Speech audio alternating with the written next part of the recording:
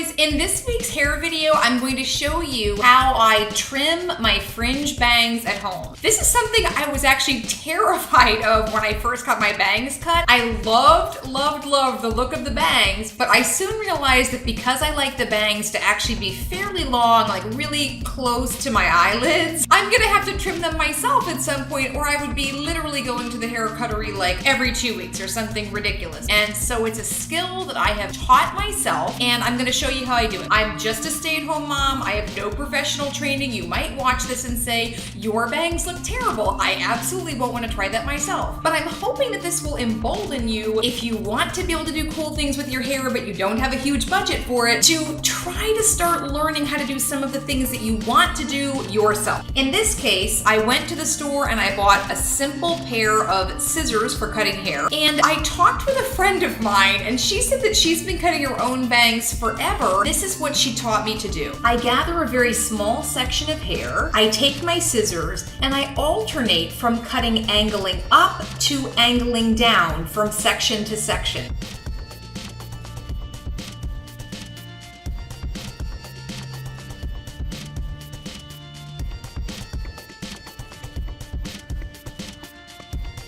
I love the fact that this method of trimming my bangs is not an exact science. It really takes the pressure off of this idea of the perfect trim.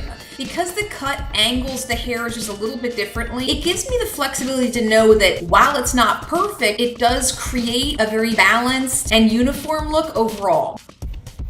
It's also comforting to me that I'm not cutting that much of my hair off at one time. Even if it doesn't look great at the end of it, I haven't cut off so much that I can't go back and do little corrections if the hairs look noticeably uneven.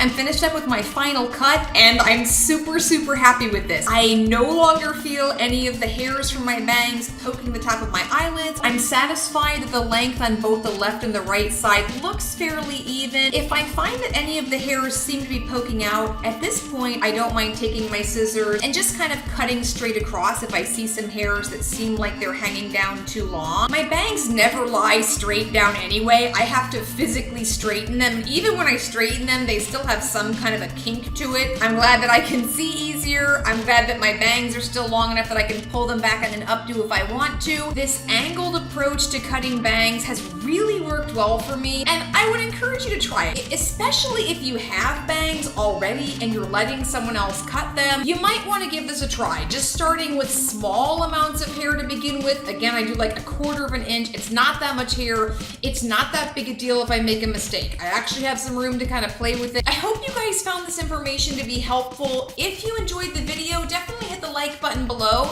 and subscribe to our channel for more videos like this one. Bye guys!